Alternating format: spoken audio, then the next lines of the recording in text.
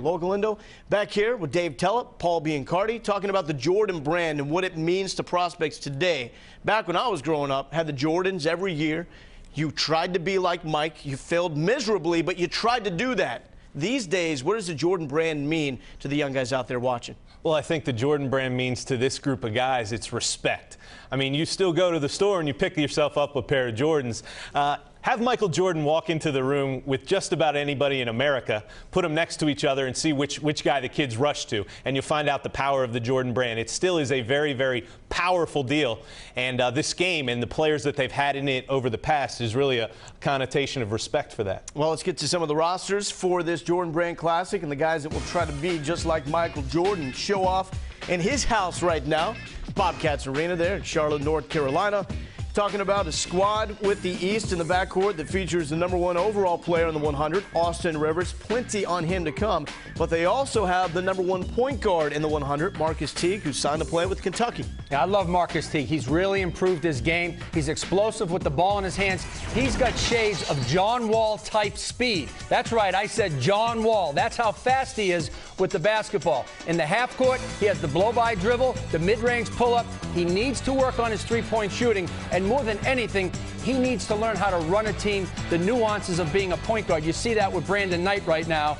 So that's the biggest adjustment for Marcus Teague at Kentucky. It's going to be a seamless transition for this guy, Michael Carter-Williams, to Syracuse University. A few years ago, as a sophomore, he attended a camp in New England. The evaluation on Michael Carter-Williams: if you work hard, you'll be a Division III player. Well, I think that one needs to be tightened up a little bit because Michael Carter-Williams has pretty much earned every All-American accolade we got out there. Let's make sure we don't hire that guy for the work that we do, Dave. Yeah, that would be bad news. Bad news. He also has a teammate on the East front court that he's going to be teaming up with at Syracuse. It is Rakeem Christmas, good rebounder, good shot blocker. Michael Gilchrist, #1 small forward in the nation, also going to Kentucky, and Quincy Miller in the house for the Baylor Bears, perhaps taking over for Perry Jones if he decides to depart for the NBA. Also got a North Carolina guy on the list, James McAdoo, and Dave, he does so many things well. Well, what's a Jordan brand game without a McAdoo and a North Carolina guy on the list? This young man here is the quietest superstar that we have in our top 10. He just simply goes about his business. He doesn't play like Tim Duncan, but the approach is that. He'll play that hybrid 4 position. He's really committed and conscientious as a rebounder, a good athlete. This is a guy that, from a coach's perspective, the teaching curve is a lot less than many of these guys in this game. He reminds me of a young Sam Worthy, the way he gets out on the break, blocks shots, and finishes at the rim. You just combined two guys, so he must be really good. Sam Perkins and James Worthy. I love it. And you talk about quiet guys with big games, Mike Bennerjay going to Duke.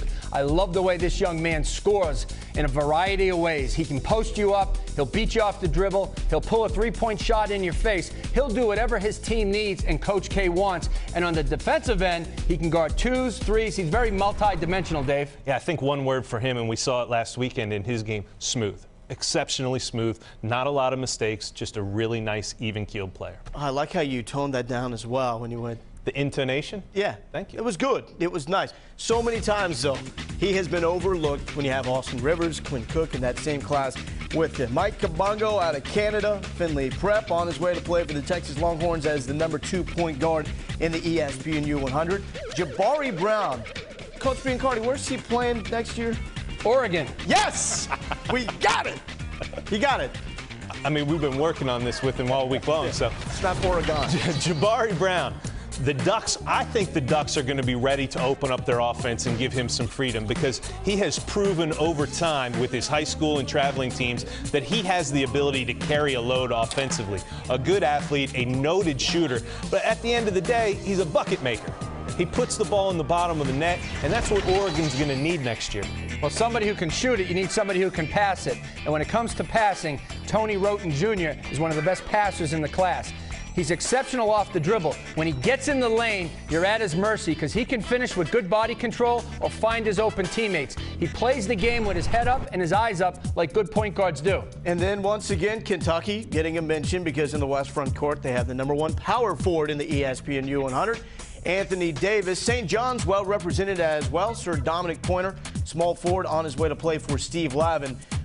There's only one guy undecided at this point. It's Otto Porter. We promised the people more on Otto coming up. And you talk about a guy that maybe has an opportunity to really go beyond his natural boundaries and really show off his skills. Why is Otto Porter one of those guys with so much on the line to showcase in this game? Hey, Otto Porter, he's got to be like America's favorite guy in the Jordan Brand game, because this is a kid, he has 2 state championships. He's playing for a 3rd. He didn't play major AAU ball. He plays at a small high school in a very small town in Missouri.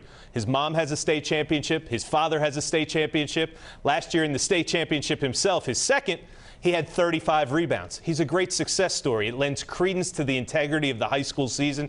America on television is going to get their first look at this guy. Missouri would love to have him. Georgetown would like to have him. And I think some other guys, once they see him, may try and jump into that race with Otto Porter. He'll already be signed by then, Dave.